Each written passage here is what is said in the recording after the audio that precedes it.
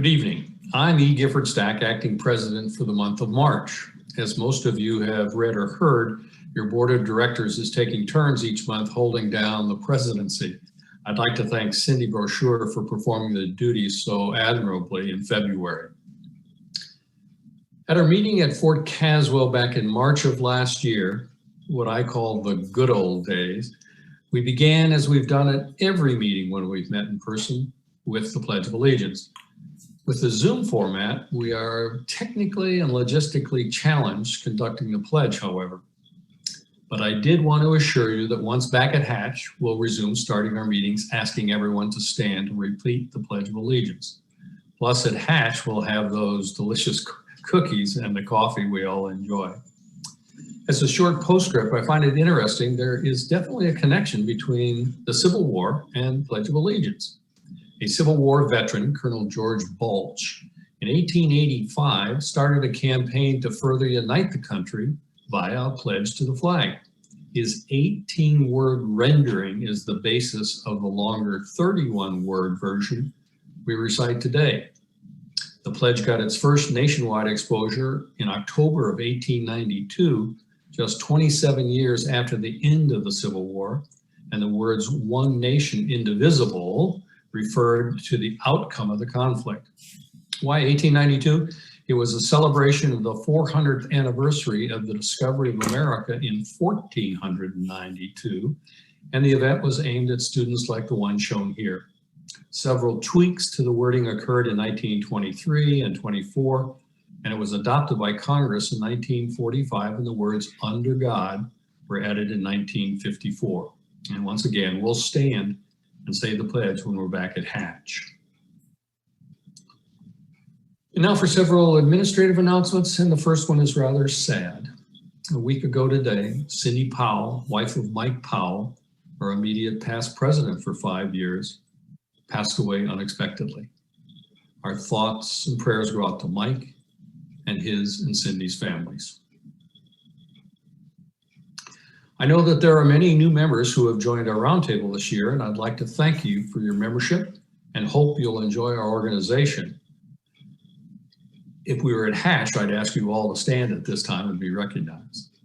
I'd also like to thank our seasoned members who are still with us, and an additional appreciation to those who've mailed in your dues.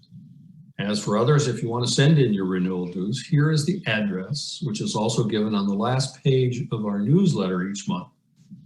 For any questions or to contact us, you see our email is brunswickcwrt@gmail.com. And speaking of our email address, that is the one we began using this month to send out the meeting announcements in the newsletter. So we strongly suggest you have it entered in your contacts on your computer so our emails don't get hung up in your spam or all mail folders. And unfortunately, that's happened to several members.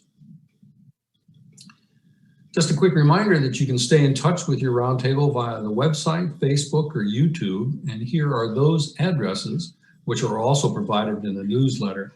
And as we mentioned in the March issue, the video of tonight's presentation will be available on all 3 sites starting 1 week from today. Please note that our next meeting after tonight is Tuesday, April 6th, and will feature Brian Steele Wills speaking on General George Thomas. Brian is an extremely popular Civil War historian.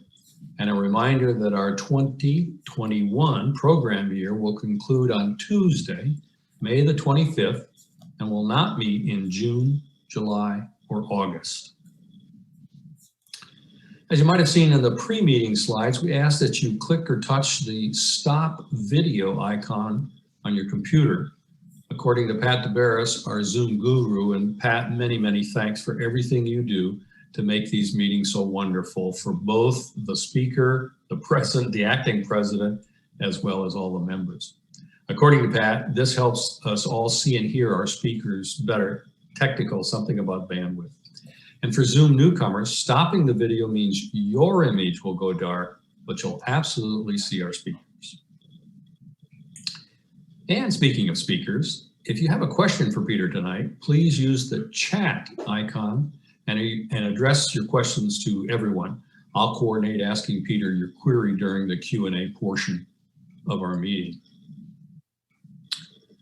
Much of Peter's presentation tonight is based on his most recent book, The War for the Common Soldier: How Men Fought, and Survived in Civil War Armies. The publisher, UNC Press, very generously and graciously is offering a 40% discount on the book by using the promo code that you see here, 01DAH40. Don't worry if you don't have a pen in front of you. That code is also providing on the meeting announcement reminder email that went out to you last Friday. Well, it is indeed a pleasure to introduce Peter Carmichael, who is returning for his second visit. And Peter, we only ask the very best speakers to come back a second, third, or more time. Peter received his PhD from Penn State University in 1996 and went on to teach at Western Carolina University, the University of North Carolina at Greensboro, and West Virginia University before going to Gettysburg College in 2010, where he now serves as the Professor of Civil War Studies and the Director of the Civil War Institute. He was the first scholar in residence at Gettysburg National Military Park in 1999 and continues a lasting working relationship with the National Park Service. In addition to writing numerous books, he has also published many articles for both scholarly and popular journals. He is a much requested speaker, and we are delighted that he joins us tonight. Ladies and gentlemen, Peter Carmichael.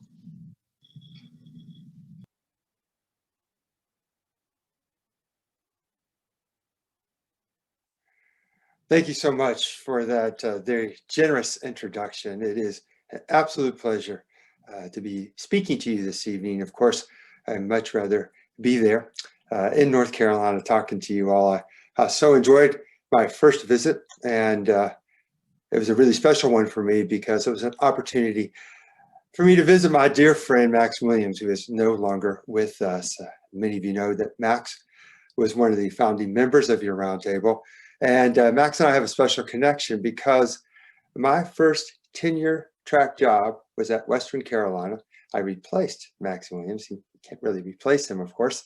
And then I also lived in the basement of his house, Sarah's house. And so I really got to know them extremely well. Both of them were so special. And I couldn't have had better fortune to fall into a position at Western, to have Max as a mentor, Sarah as a friend. Max, as I think all of you can imagine, was really an outstanding teacher.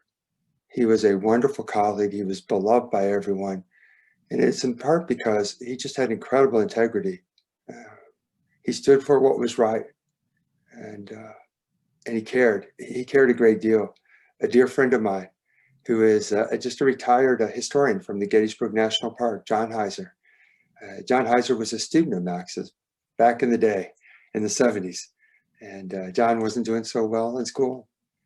Max sat him down and said, you know, you got a choice here. You can live a life of discipline and purpose, or you can sort of wander about. And thanks to Max's words, and John, in fact, wanted me to repeat this to you all. You know, it put him on the right course, a course that ultimately led him to the Gettysburg National Park. So, you know, such an honor for me to be able to come to his roundtable, right? That he was such a critical part of forming, and to be able to have this opportunity to say a few words about him. So tonight, I will be talking about couples at war. I was asked to do this program, and I was happy to do so, because so often in our field, we have separated or segregated the experiences of men and women. And we see the home front and we see the Army. And that is an unfortunate separation or divide, because they are absolutely interconnected, interdependent. The book that I published, The War for the Common Soldier, and one of the things that struck me early on in the research is that there was no way that I could understand the rank and file unless I also understood the women that they left behind, but they never did actually leave them behind.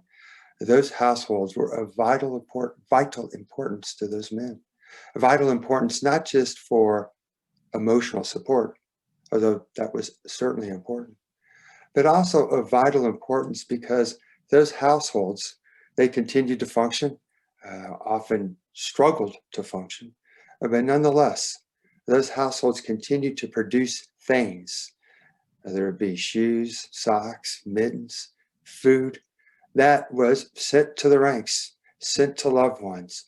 And it was apparent to me that Civil War soldiers, they simply could not survive on what the Army gave them. It was just too paltry. And as you all know, in terms of rations, it was often uneatable. So it was a true lifeline for these men, a true lifeline. And one of the things we'll talk about later this evening is the story of John Futch from New Hanover County, just north of Wilmington. John Futch, was in constant communication with his wife, Martha, constant in communication in part through letters, but also in communication because officers from his company would get a pass, permission, of course, to leave the regiment, head down to New Hanover County. When they headed down there, they brought letters. The officers, they would meet with the wives in that county. They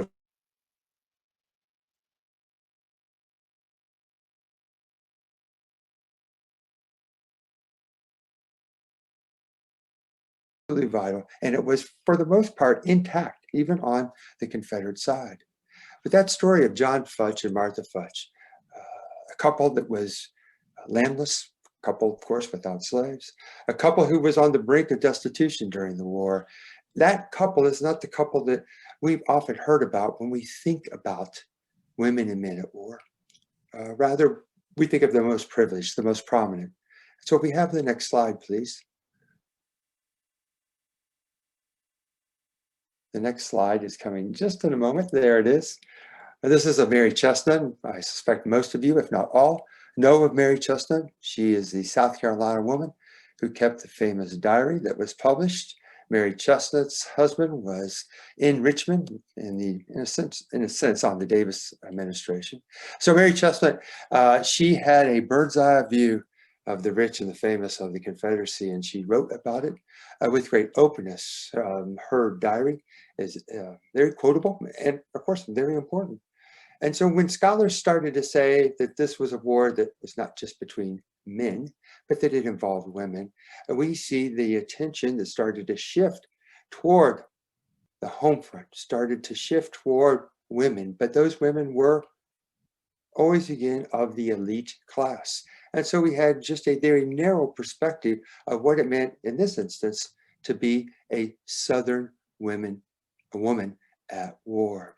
I just want to stress to you all that the archive that historians like myself rely upon is, of course, invaluable. It is an archive that houses this treasure trove of letters and diaries. But we need to all again remember that the letters and diaries that most of the archives house, I don't care if it's in the South or in the North, they come from the educated classes, the upper classes. Those collections, they just give us, again, a perspective. Unfortunately, too often we take that perspective, singular, and we generalize about the experience broadly of women and men at war. We need to remind ourselves and be on guard about these generalizations that don't sufficiently account for the incredible array of experiences, the differences that existed in the North and the South. And scholars have done really a remarkable job, I'd say, in the last 25 to 30 years in recovering stories of people that, we thought were kind of silent. It would be hard to find their voice. And one of those stories that has achieved a great deal of prominence is the story of the women, poor women in Richmond, Virginia, who were part of a series of bread riots that occurred in the spring of 1863. So if we get to our next picture, please.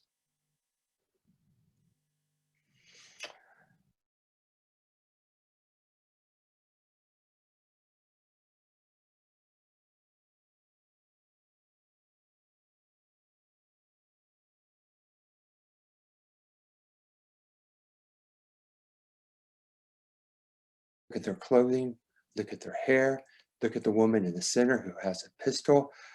They look very manly. They've lost all femininity. In a sense, I guess you could maybe call this propaganda, but the intent is to convey to the Northern public that Southern society was a society in disarray. Now, while this might not be the most accurate depiction of the women who participated in the Richmond Bread Riots, it should remind us of this.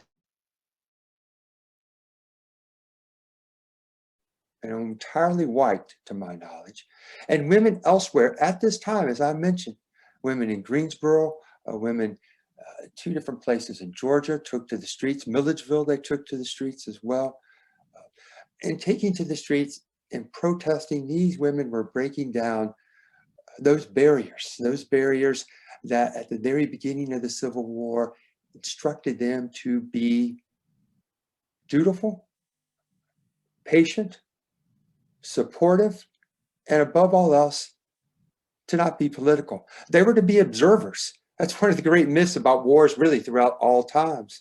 When wars begin, there is this intent or belief that women should be on the sidelines. But that just simply is never the case because, of course, the war drew them in the South as well as into the North.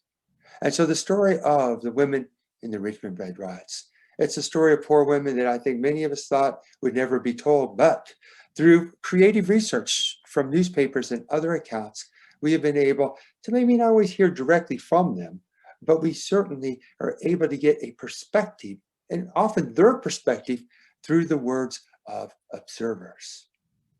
One of the things I want to stress is that when we try to generalize about the North and the South, we have to do it, or what we end up with is just, hundreds, if not thousands of different examples. It's a great kaleidoscope that you just keep spinning around. It's kind of pretty to look at, but it doesn't make much sense after a while.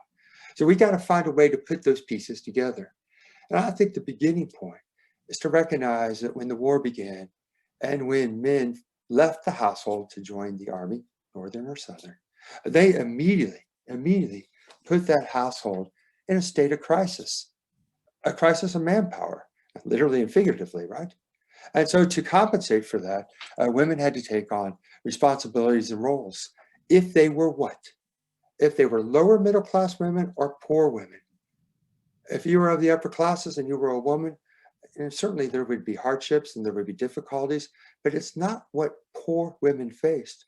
And you add to the fact that soldiers in the ranks, again, on both sides, their pay was irregular and, to use the word again, paltry, right? Just didn't get paid enough. I'm convinced that the inefficiency and incompetency of the paymaster on both sides was not just a bunch of bumbling bureaucrats, but it was in fact, I think, intentional. Both armies understood, and I'm speaking very generally, that to keep a soldier in debt or impoverished meant that that soldier would not have the wherewithal or the flexibility to be able to desert.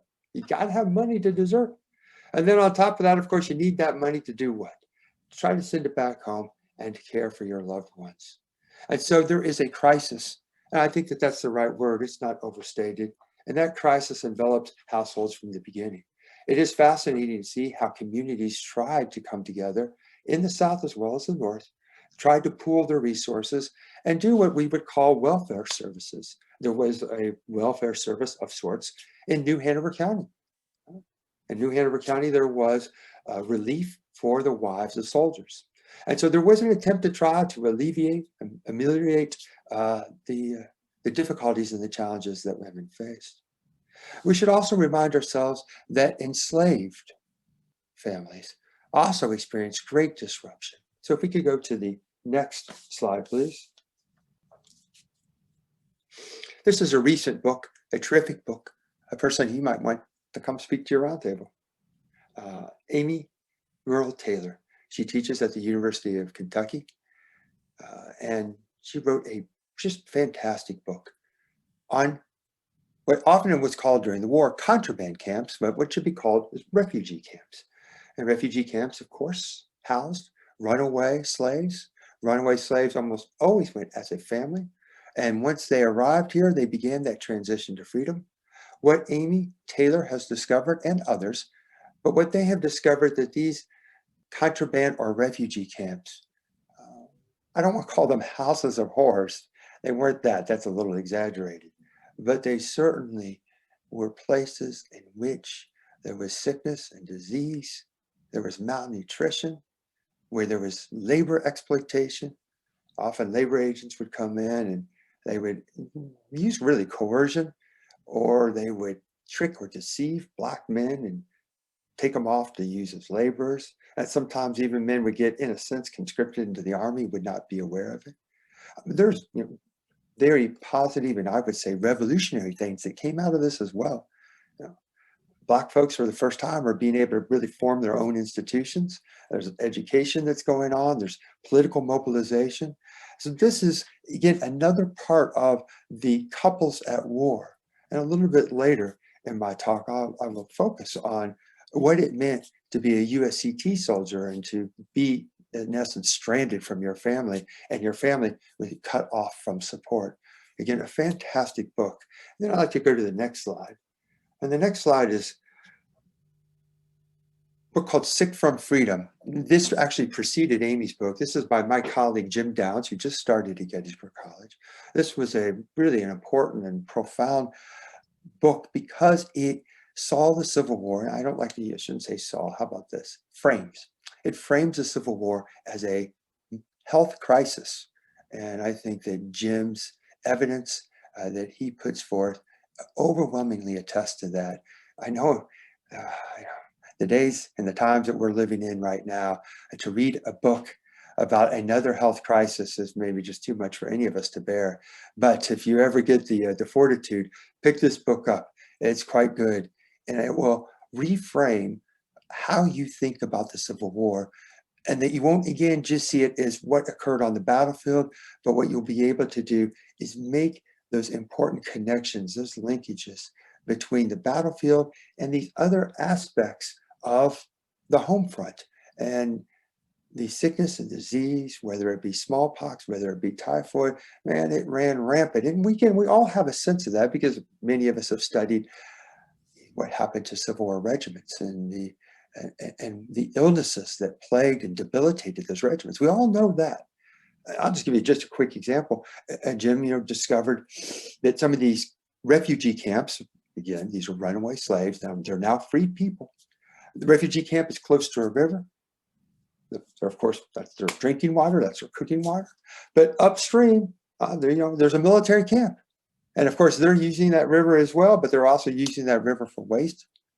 And you can imagine all that human excrement and animal excrement going downriver. Of course, the contraband camps are unaware of it. And they, of course, they become the host of these epidemics.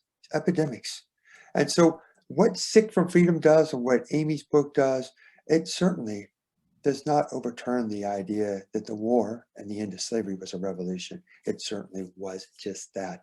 But it also shows us something that we have not always, I think, fully recognized and appreciated, that from slavery to freedom was not like turning a switch. It just wasn't that quick, wasn't that simple, wasn't that efficient. Before we get into some case studies, because that's what I'm going to do tonight, I'm going to talk to you about 3 different couples. And when I talk to you about these couples, there's something that stands out because they're all come from very different backgrounds. But the thing that stands out, the line that runs through them, is that the story focuses on their private lives and their public lives. I cannot stress to you all enough how important that is. That we too often, when we try to evaluate or judge historical actors, we see just the public face, and that's a very, very surface reading. So tonight, if anything, I hope you'll find 2 things. That you cannot possibly understand the men who fought and died here at Gettysburg, where my house is right now. I'm right behind where Pettigrew's brigade formed up on July the 1st. My backyard's got a little stream. I have no doubt that that's where some of the wounded from Pettigrew's brigade ended up. And I have no doubt that those men at that stream, some of them in their last moments of life, thought about home, thought about the loss of never being able to see their wives and their children again. And I can assure you that those final thoughts that they had, that their families, it always held them dear and close. And then the second point is to always remember that we need to seek, strive, keep pushing to find the interior world, the private life of common soldier and how it connected to the very public relationship that they had with their spouses.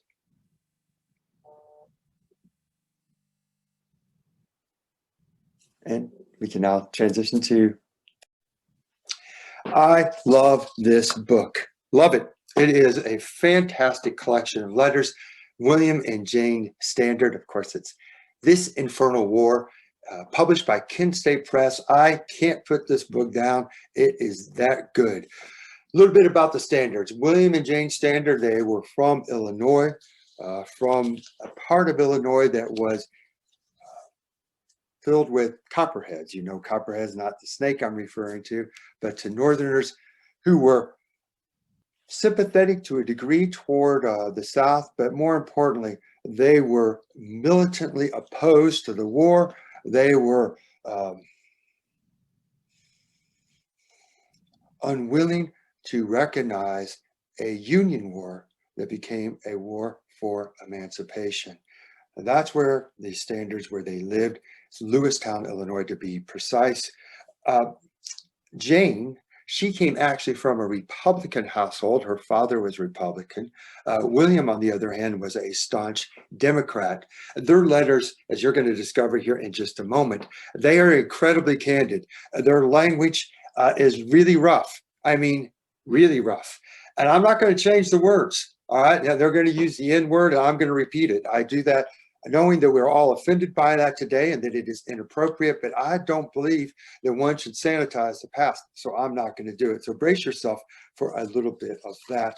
When William left to join the Army in 1862, he did so not out of great love for the Union or patriotism. He did so because he was hurting for money. He had a number of liens against his property. I'm not exactly sure of all the details, except that he had got himself into some trouble while he was sheriff. And I'm not sure how all this played out, but bottom line is that there was some financial hardship that faced this couple even before he left to join the Army. He did so, of course, I think, again, for financial reasons.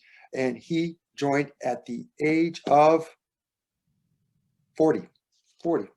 Some 15 years older than the average Union soldier.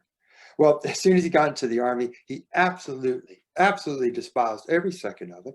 If we could go to our next slide, please. We'll see a picture of William and Jane. And then we'll go to our next slide, please. All right. I'm truly sorry that I was so foolhardily as to not take your kind advice and stay at home and run my chance of the draft. I see that the Abolition Congress is going to pass a conscript law, and that will not leave an able-bodied man at home in the North. Their policy seems to be to take all the white men and kill them off for the sake of freeing a few niggers. I don't feel like fighting to free a few niggers at the expense of my life. Now, this letter that was received by Jane, she sort of tried to one-up him. Her language was just as coarse, was just as aggressive against the Republican administration. And let's make now a central point to all this, and one that, of course, I'm quite happy to field questions about, and you might have your own observations. And it's quite simply this: the notion that women were to simply be observers during the war, and to maybe offer their support through making of material things, uniform there, maybe some mittens there, or a sock. Or how about being a spiritual guide and advisor, that was supposed to be their role, their job, but they're not supposed to be political, period, on both sides. But as I think we all know by now, that women were deeply political in their thoughts about the war, in their writing about the war, and Jane was not that unusual. And I want to make this abundantly clear to everyone. If you go to any battlefield park and you just want to look at troop movements, and of course that's your business and your choice, but I'll say this: It is an impoverished view of tactical history if you do not remember that these men brought with them baggage. And it's not just their musket, it's not just their accoutrements, it is the baggage of their personal lives. If you want to really do honor and justice to these men's memory, when you come to this battlefield, you have to, at Gettysburg or elsewhere, you got to read their letters. And you got to see in their words this close connection, this close bond that they felt with women, wives, mothers, sisters, girlfriends. And this bond and this connection was more than just missing somebody. This bond and this connection intersected in a range of ways, which we're going to discover tonight. And when I wrote this book, again, it hit me hard. It hit me hard how important that connection was between the soldier and his household. So Jane, in receiving this letter, wrote back her husband. She tried to comfort him by suggesting that he get himself captured on purpose by Confederate guerrillas, get himself into a Confederate prison, and that might be the best way for him to survive this war. You might chuckle at that advice because we all know Confederate guerrillas, you'd get lucky if you got taken as a prisoner. You could easily get yourself shot. And if they did decide to send you behind the lines, you know, Confederate prisons, not a resort, right? Well, actually, William even gave it some consideration. He thought about it. He thought about doing it, not time and time again. And especially he was thinking about that he would just slip away from the Army when his regiment landed in Mississippi. Boy, the weather was awful, as you can only imagine. It was wicked hot, the swamplands. His regiment got hit by some kind of sickness. And so one day he decided to go into the regimental hospital, and he was absolutely overwhelmed. Overwhelmed by not just what he saw, but he was overwhelmed by the stench, overwhelmed by seeing men heaving, throwing up with diarrhea. He said he could barely look at many of his comrades. He then walked out of that hospital, came back to his camp, and he then saw other Union soldiers, and he wrote with just pure fury to his wife that his fellow soldiers were no more than Lincoln's hirelings. And they were wearing Lincoln's clothes and Lincoln's caps. All that, the very uniform itself came to symbolize in his mind his oppression. All right, we'll go ahead and let's turn to the next slide, please. So, crisis at home. Jane's having a tough time paying taxes. She had to take on boarders. She has, I believe, 3, maybe 4 children. She's doing it all. Her hair, she wrote to her husband, her hair was falling out. She was having problems with her teeth. And again, I told you she is direct with her language. She wrote to her husband. She said she's trying to find schools for their kids. And I'm quoting her now. She said, "There's not a school around here that's worth a shit." And then she sends her husband this. "You know, the war never troubled me when you was at home. It would not now, not even if it was here in our own land. If we could all be together, live together, or die together, I don't think living this way, I think living this way is worse than death. Worse than death." I want to again have you all just reflect upon those words. I think sometimes, I know in my career, I looked at that and thought, good God Almighty, man, she's just missing her husband. It's the loneliness, which is undeniable, but it's just loneliness. She's scared. She's overwhelmed. All of that's true, my friends, but something's even more true about this. That it is out of her loneliness, it is out of her despair, it is out of her hardship that she is leveling a condemnation of the war. She is being deeply political here. She knows exactly the stakes of the game, and she also recognized by 1864 that there wasn't much she could do, and not much that he could do. And in time, what is striking is that William Standard started to not become an ardent supporter of the Republican way of war. That never, ever did happen. But William Standard, like so many other veterans, and earning that reputation of being a brave and honorable soldier, it was with that William Standard could not protest against the war as much. He called Union soldiers Lincoln's hirelings. You think he's going to say that after he saw his first battle at Missionary Ridge? You think he's going to say that after all the fighting he endured in Atlanta? Absolutely not. Jane, she could sense that he was becoming something different politically. She teased him, suggested that maybe he'd gone to the other side. And in fact, what Standard understood, he understood it with an absolutely ruthless honesty. He understood and explained to Jane that as long as he fought for the cause of union, that he understood that he was also fighting for the cause of emancipation. It disgusted him. He never ever changed his perspective on it. But he had earned that reputation as a man, and he was not going to sacrifice it, even though he believed that the people back in Illinois, particularly the Republicans, that they were not doing their part in fighting this war. He was deeply bitter towards them. I'll give you one other anecdote. Jane's brother, who was a Republican, who was not in the Army, and there was a letter that had William had received, and in this letter, Jane's brother had not said anything about him, didn't mention him, didn't ask how he was doing, and William was furious, and he wrote back, and now I'm quoting off the top of my head.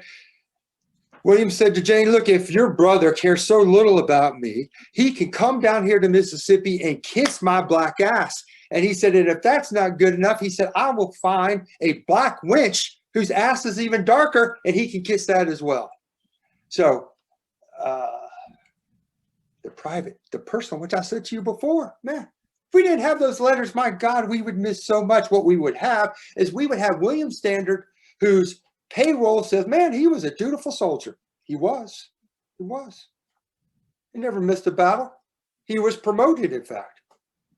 But the private side in these letters, boy, does that not crack open a very different world. It gives us the full picture here. It reminds us the contradictions that these men and women had to live with. All right. Very quickly, I'm going to close by saying that Standard survived the war. He made it through the Grand Review. And from Louisville, Kentucky, we're going to go to our next slide, and we're going to probably pass through this because of time. Let's go through one more, if you don't mind. It's a great letter. Sorry that I'm skipping it. And here it is. God, I find this to be so touching. Look, as I said to you before, man, I want to be empathetic and take people on their own terms. And their racism is overwhelming. It is disgusting. It is revolting. But my God, these two people loved each other dearly. And William Standard wrote this when he was in Louisville, just before he was mustered out of service in the summer of '65. This is so touching. This is what he wrote. I will be willing to meet you in the cellar, in the kitchen, in the parlor, or any other place at home. I do not want anyone to see, I'm sorry, there's a typo there, see the kind and affectionate tears that will flow freely from both on that happy day, none but my own dear family. I want no great fuss made over me, and I think that I be as glad to get home as any man in the Army will be, and more so. Okay, let's go to our second couple. The Futches. So you all remember the Futches. I spoke about John Futch a few years ago, and of course had the pleasure of meeting some of John Futch's direct descendants. I didn't talk a lot about Martha Futch. Let me give you some quick background. John and Martha Futch were from New Hanover County, just north of Wilmington, which was renamed Hanover County. I'm not sure when that occurred, but nonetheless, that's where they lived.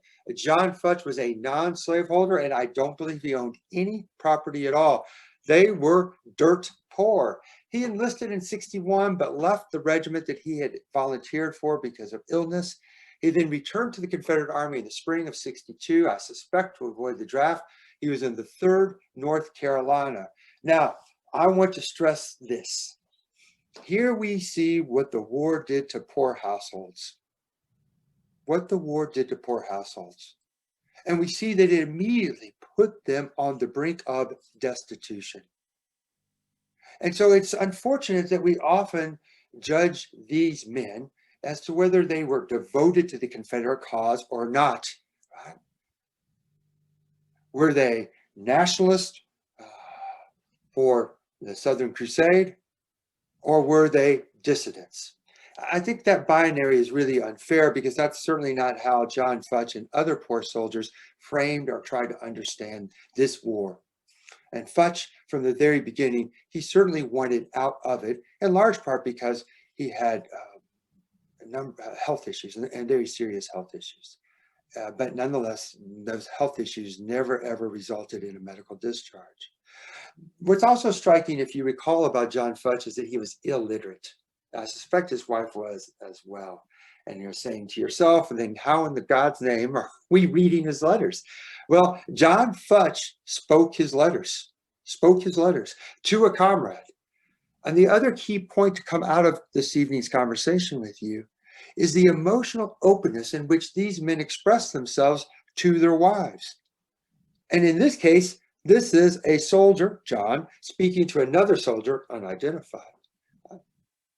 And of course, conveying to them, confiding to them these deep personal thoughts. Now, I'm going to read just this highlighted part, and then I'll make some conclusions from that. It says, but I think he will try to get me a discharge. And now here we go. I had plenty of provisions to last me to the camp, and have got some yet. And they was all glad to see me come back. He's talking about his comrades. He left the hospital and came back to his regiment. Oh, I thought of old times when past Goldsboro. He was on the train making his way back into Virginia. Past Goldsboro. At Goldsboro, there was a hospital, and Martha came up and stayed with them. Past Goldsboro. And when I looked at that old hospital, I almost cried. There's a man revealing that intimate thought, that emotional vulnerability to another man. Arthur, please make haste and get me the gloves done and send them out. I'm not sure, Burgaw, that might be a little town. So Sergeant W.A. Bloodworth can bring them for me. Just a side note, Bloodworth gets killed at the Battle of Chancellorsville. So there are two things. One is the emotional connection there. That's pretty obvious. And the other thing here that is critical, particularly on the Confederate side, do you see again the close connection that was very practical and, in fact, elemental to Futch's survival? He is depending upon his wife to provide food, to provide other goods, to provide clothing. And what's even more striking to me is that there is a network of communication. We all think just about the mail going back and forth, and certainly that was crucial. But also, there are officers who are getting leave. And in this case, we see that it is a Sergeant Bloodworth.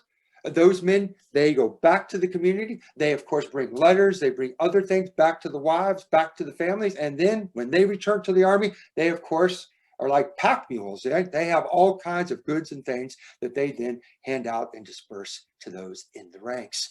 That is not uncommon at all, at all. And so when we again think about the bonds that women and men and couples forged during this war, those bonds have to be situated within a network of neighborhoods. Absolutely crucial. Network of neighborhoods. Vital for the survival of men in the ranks as well as the families at home. Let's go to our next letter, please. So, yeah, there we go. March 29th. Again, I want you to remind yourself of this. Women are not supposed to be political, especially on the Confederate side. Man, you're supposed to sit back, right? Sew that nice battle flag for the regiment, come out, send the boys off, wave your little handkerchiefs, shed a tear or two, maybe say a prayer. That's all you're to do. You're to be the observer. Look at this. All right. Dear husband, I received your kind letter Friday. I received 3, and I was glad to hear from you. One said that you was not in, what is she trying to say here? Not in good health. Tolerable, that's what she's trying to say. Tolerable good health. One said that you was no better.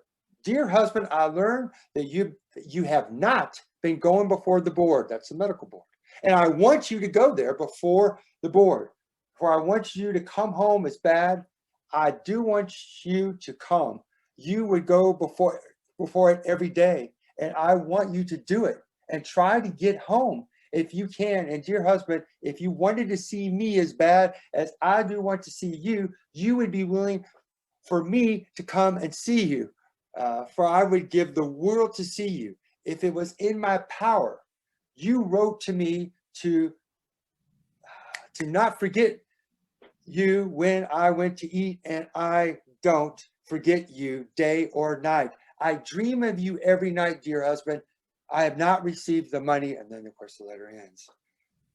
Man, listen, you know, there is something beautiful and important. Hell, I'd much rather read that. I'm not being serious here than any of the transcendentalist poems.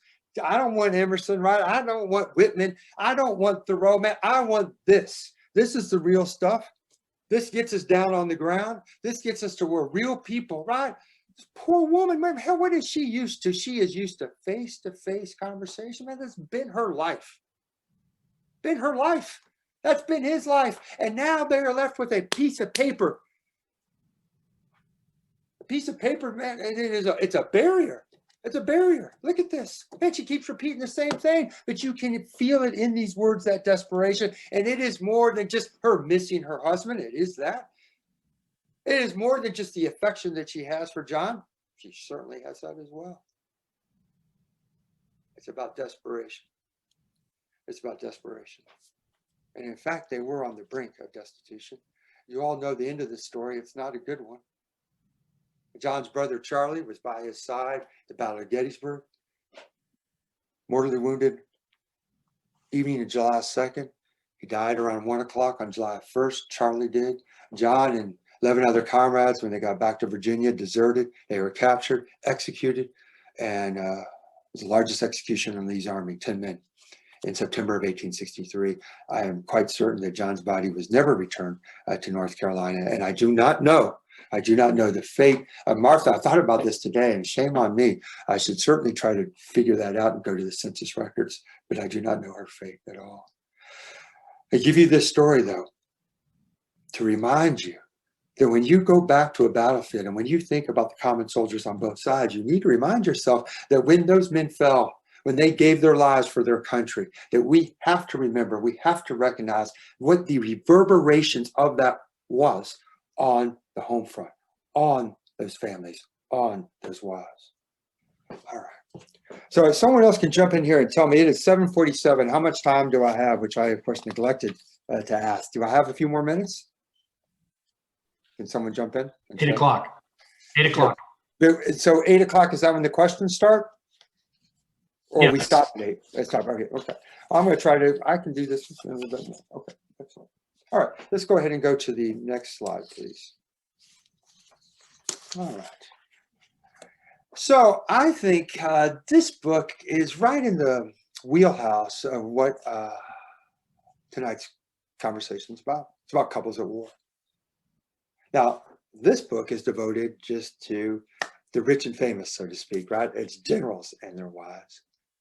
Lee, Custer, Grant, Joshua Chamberlain. Joshua Chamberlain's marriage was fascinating. If you ever get a chance to go up to Bowdoin College, Chamberlain's house, historic home that you can visit, and inside the house, there is a bracelet that Chamberlain had specially made for his wife, whose name is eluding me right now. It is not Fanny, but at any rate, he had this special bracelet made for his wife.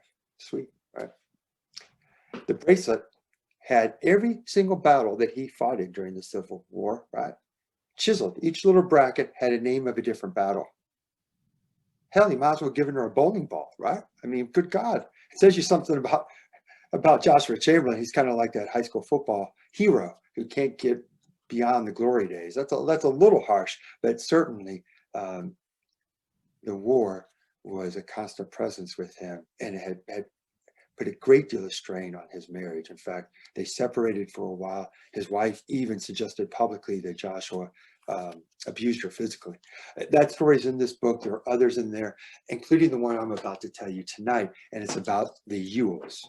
Look at my time here. We're good. Good. Okay. Let's go ahead and go to the next picture, please. All right.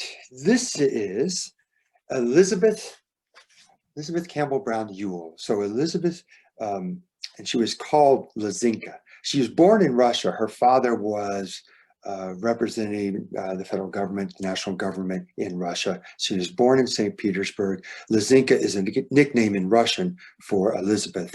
She came from one of the most prominent families in the state of Tennessee, and she married a man who was also from one of the most prominent families in Tennessee, and his last name is Campbell Brown Percy, James Percy Brown. James Percy Brown, I got it. James Percy Brown. Listen, James Percy Brown was a brutal man, a cruel man, a man who had repeated affairs, and he liked to flaunt his affairs even to Lizinka. He tormented her time and time again. At one time he came and said to her, asked her, what would you think if I impregnated one of our friends? And of course, Lizinka could take no more of this and this abuse. I'm not sure if they ever separated, but their marriage came to an end when Brown took his own life.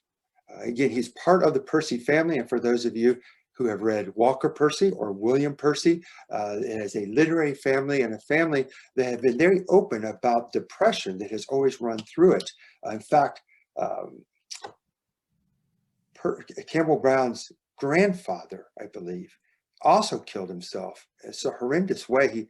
He took a huge sugar kettle. I'm sure some of you have seen that. They're often at plantation homes today. One of those massive sugar kettles, he tied a rope around the sugar kettle and then put the other end of the rope around his neck and then walked into a creek and killed himself. So depression runs through the family. They had a child, who was a staff officer ultimately on Ewell's staff, named Campbell Brown. Campbell Brown. He's going to come up here in just a moment. So Lizinka and Richard Ewell, she'll eventually marry Richard, they were cousins, very distant cousins. And Richard Ewell supposedly fell in love with Lizinka when they were very, very young. And in fact, the day that Lizinka married her first husband was the day supposedly that Richard Ewell said, I'm going to be a bachelor for the rest of my life. Now, with, of course, Brown out of the picture after he took his life, Ewell again began to court Lizinka. Lizinka, and just to be perfectly honest, I think kind of felt sorry for him more than anything else. In private letters, she wrote about Richard Ewell, her cousin, being very excitable and that he was often indecisive. And she tried to help promote him, even in the army prior to the war, writing letters on his behalf. And so then the war came and they get engaged, and they get engaged in 1861. And Campbell Brown, her son from the previous marriage, Campbell Brown said that he never thought that they would get married. Didn't think it would happen. That, in fact, what changed it for them is when Richard Ewell was severely wounded at 2nd Manassas in August of 1862, a wound that resulted in the amputation of his leg. And Campbell Brown said that his mom, Lizinka, that she felt so sorry for Ewell that that's why she decided to walk down the aisle. Which again is quite an accomplishment from Mr. Richard Ewell. I think every man in this audience can vouch for the fact that at some point in your life, you've had a pity date. Some woman has taken, pity on us and said, hey, let's go out. That's fine. Let's do this. And maybe you'll leave me alone, right? But a pity marriage, that is really quite an accomplishment. And that's what Richard Ewell did. Richard Ewell, again, he certainly was an eccentric. And I tell this story, and I'm not sure, it's probably apocryphal, but let's not let the truth get in the way of a good story, right? So Richard Ewell, again, is very much of an eccentric, is very much of an oddball. And the story goes that he often pretended that he was a bird. that he would sit in his tent, he would chirp softly to himself, and then his staff officers would bring him sunflowers. It's almost impossible to believe. If it did happen, that certainly didn't instill any confidence, I would say, in the troops. So they get married. Now, this is what's, I think, so critical about and important about this story, is that Lizinka Brown was known as a strong-minded woman. Just again, we have to keep in mind that she was crazy wealthy. After her husband died, she had to go to court because he tried to get her out of the will and take all the land and give it to the children. But she had to go to court. She battled. She won, man. She is wealthy. She is strong-minded. She has, again, very definite opinions about the world. And she let everybody know. Even back in headquarters, where Richard Ewell was the corps commander of the Second Corps. And she was so opinionated, one soldier said that they were under petticoat government. But there was a quote that also that came out of their marriage. And it was one in which there was a belief that Richard Ewell was not the same soldier after he married Lizinka. That was not an uncommon opinion of men who got married during the war. It was widely believed that a soldier who entered service, who was already married, that did not inhibit his courage, did not inhibit his judgment. But a man who got married during the war, that changed his disposition, that he was not as soldierly. I should note that, Lizinka's presence at Second Corps headquarters, it again stirred up that idea, and it resulted ultimately in a editorial published in the Richmond papers. Now, of course, it did not identify Lizinka by name or Ewell, but it made it abundantly clear that the presence even of women at headquarters, that it undermined morale, and that it especially alienated the ordinary Confederate soldier, right, whose wife is grinding it out back behind the lines. And there they see these wealthy women riding their horses with their husbands who are officers, that it was bad for morale. What also, I think, got Ewell into some difficult situation is that he brought Campbell Brown, again, her son, brought him on his staff, right? And so Ewell was always anxious, and understandably so, for Campbell Brown's welfare. And he said to another staff officer, he said that he once had sent Campbell Brown off on a dangerous mission. And he said that he was so miserable. Ewell said he was so miserable, right? Worrying, God, what's going to happen to this kid? And then he finally came back and he was so relieved. And he said that if anything had happened to Campbell Brown, Ewell said that then he would have never been able to look at his mother again. So he tells this story. The staff officer's name is Turner, right? So Turner hears it. He's like, God. He then goes off and he tells one of his other comrades. And he says, hang Ewell. He never thinks of my mother, I suppose, for he pops me around no matter how hot the fire is. So here again, we see there's a lot of friction that Lizinka causes with her presence at the Army. And again, she even went so far as to be very outspoken to say that her husband should not, in fact, expose himself to fire. But Richard Ewell, in the end, brought about his own demise, not because of Lizinka. He brought about his own demise because of his poor health. His personality was erratic. And at Spotsylvania on May the 12th, when his line was broken at the mule shoe, he tried to rally his soldiers. He did so in a way that showed Shari Lee that is a man who had lost his composure. Ewell was riding around, sword still in his saber, though. He was whacking soldiers who were running from the front in the back, yelling at them, and this is Ewell's words, God damn you.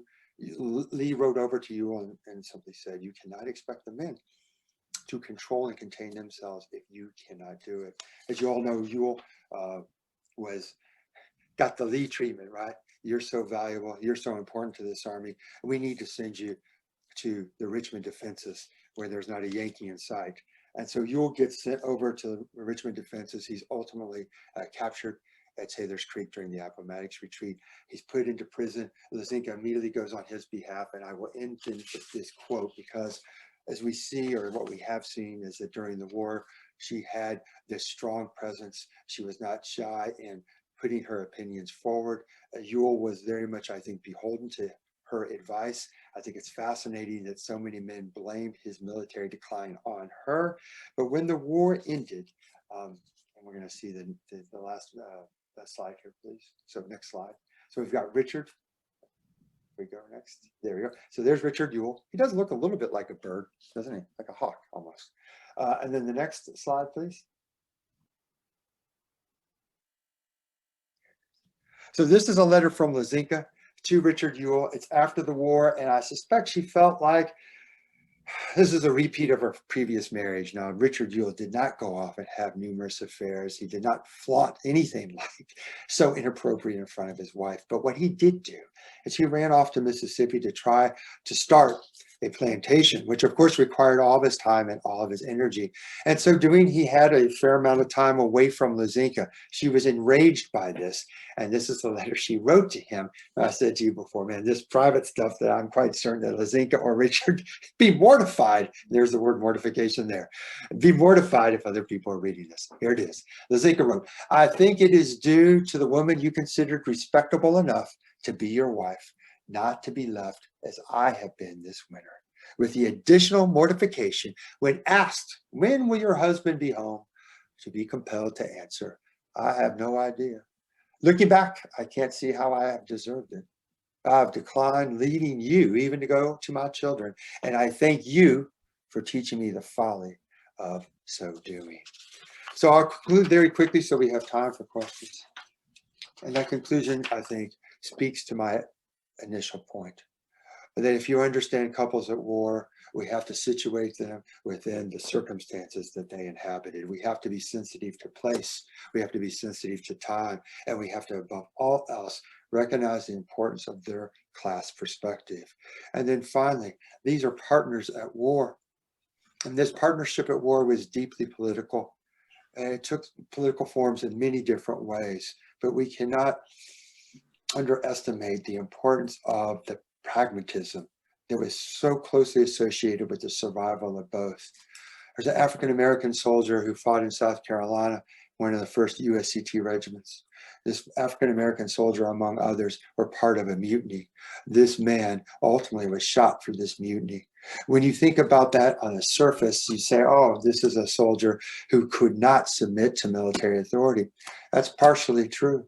But if you look deep into this story, one finds that this USCT regiment, again, almost entirely from South Carolina, almost all former slaves, that they had left their households. Now, you can only imagine these enslaved women who are now free, women who don't own probably much of any property, who don't have any kind of steady job. These women were left out to dry by some know-nothing bureaucrat in Beaufort, South Carolina, who decided that it was a bad idea to give these women rations and support because they feared they would put these women on the dole. And of course, these men who are being maltreated in the army itself, these African-American soldiers, and then on top of that, they, of course, are worried, desperate for the welfare of their families. That connection, that relationship, you can multiply that in hundreds of thousands of ways.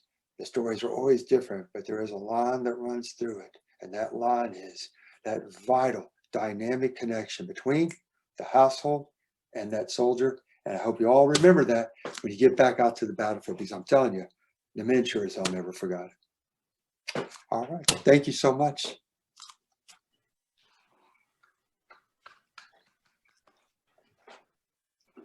Peter, this is Gifford. Yes. And if we were at Hatch Auditorium, you'd be listening to applause, and you'd be seeing every single one of the 146 participants tonight giving you a standing ovation.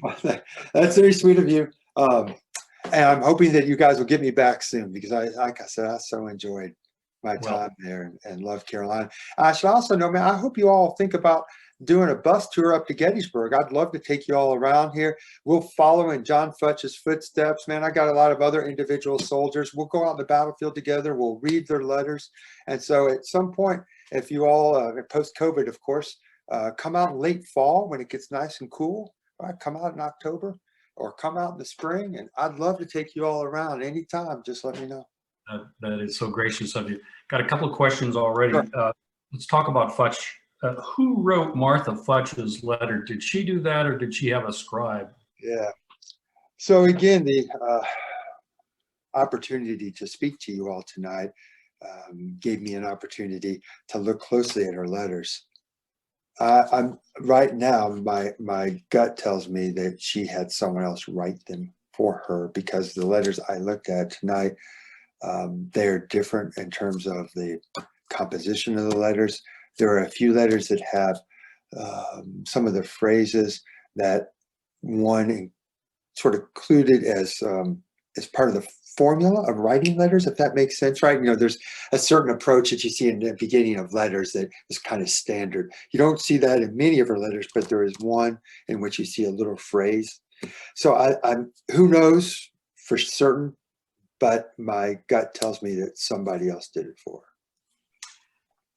Were any war widows able to claim a pension or get any compensation after their husband passed? Yeah, absolutely.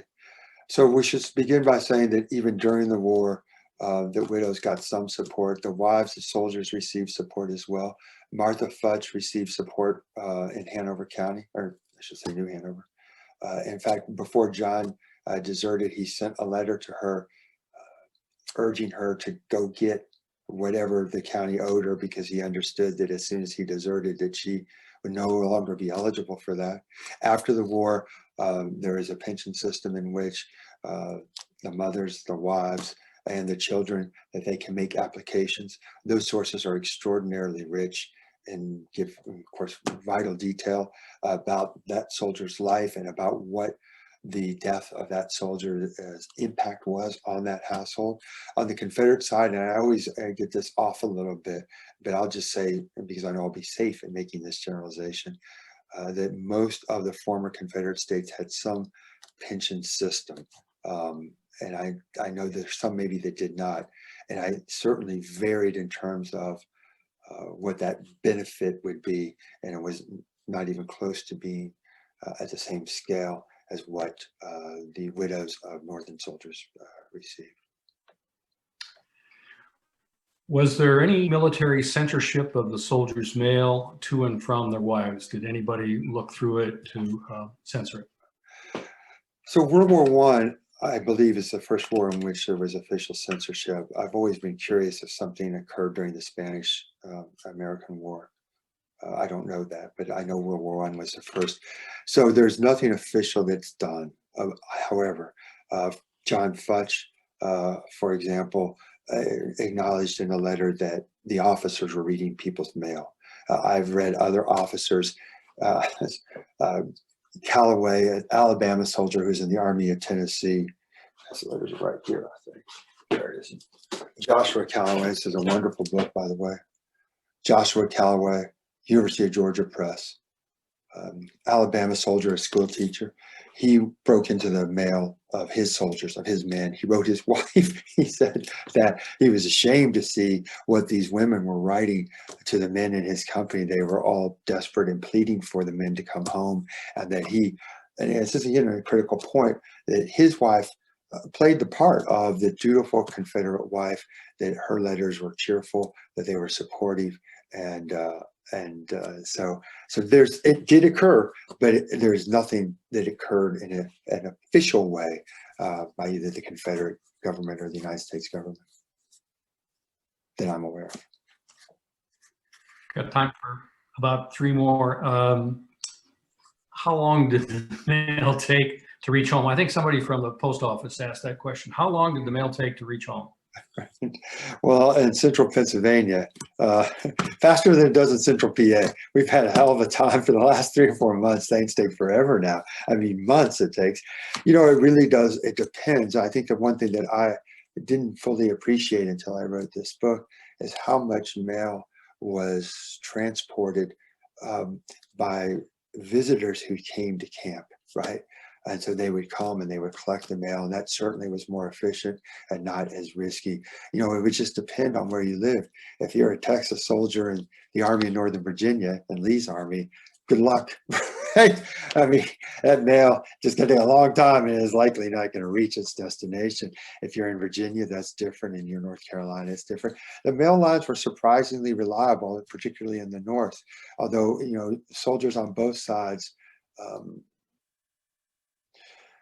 had kind of their own systems and they wrote a letter and they would note, like, I have written this date and this date and this date, to make the recipient aware of the fact that there's a lot of things out there. Yes, and often, you know, some of them did not land. You can only imagine, and this happened more than what you would think, is that a number of soldiers put their salary, their money, in an envelope. And of course, one soldier that I studied from New York, he would take his money, and including the money that he won from gambling, and he would break it up into, or just disperse it in 3 different envelopes, and then put it that way. By the end of the war, you could actually, what would you call it? You could send your money not by telegram. What would you call that? Right? Like but you're Wire? what's that? Yeah.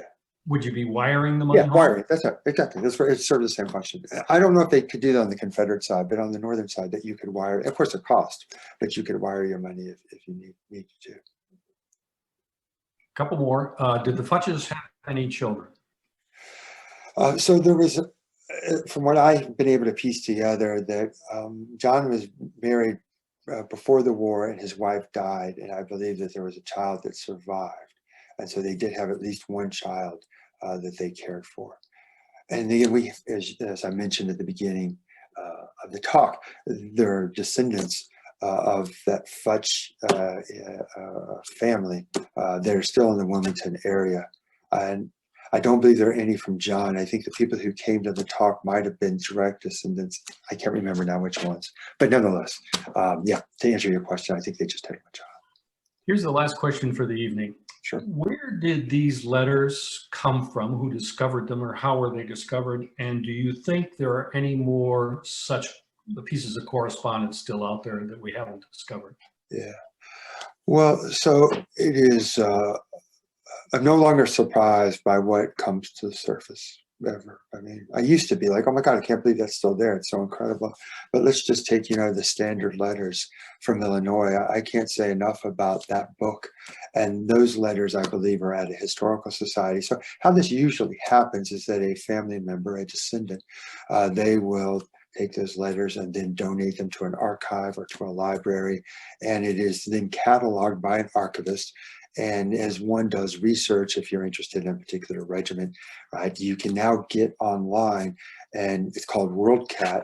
And so you can bring up a number of these collections across the country.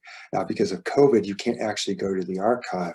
A current project that I'm doing on Gettysburg, I've written Duke University. They scanned a collection of letters from a Georgia soldier, and they have sent them to me. They're, of course, the originals, right? But they are scanned. So, you know, to get access to the manuscripts in the archives in these libraries, usually you go and you visit, you scan them, you copy them, and you bring them home. And then there's just so much that has been published. I think that what we still lack, and always will, are the letters from couples like the Futches, right? It is, you know, poor people. One, they didn't write as much. What's truly remarkable is the letters of Martha Futch survive. Usually letters from the wife, they almost never, ever. Soldiers mostly destroyed the letters from loved ones. They never wanted those letters to be found, particularly if they were killed on the battlefield. They didn't want the enemy to get access to them. So in most cases, those letters were burned, they were destroyed. But the letters from the lower class, from the semi-educated, they are very difficult to come by.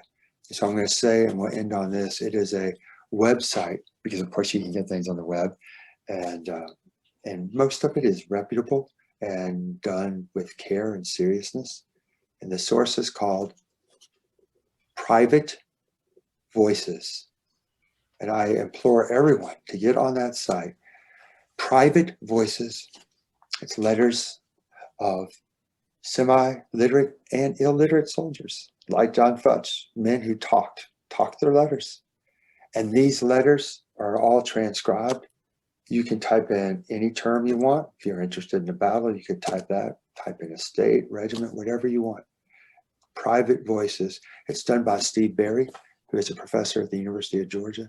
It's fantastic. In fact, if you get on the Civil War Institute website, I'll be interviewing Steve Berry next week to talk about Private Voices. It's really, really quite good. I just want to quick, before we say goodbye here again, thank you so much for the invitation. And I just want you all to know again that Max Williams, one of the best things he did in his career was to help get this roundtable off the ground. And if there's anything that I could ever do to help out this roundtable, especially if you want to come up to Gettysburg, I'd be more than happy to do it. Peter, on behalf of the Brunswick Civil War Roundtable, and Max Williams, who's up there smiling, looking down, and clapping as well, I'd like to thank you for an absolutely outstanding presentation, and hopefully we'll be able to get up to Gettysburg, and even more hopefully we'll be able to have you come back and talk to us again. Absolutely. Thank you, Peter. Yep, thank you. Good night to all. Thank you, thank you, thank you.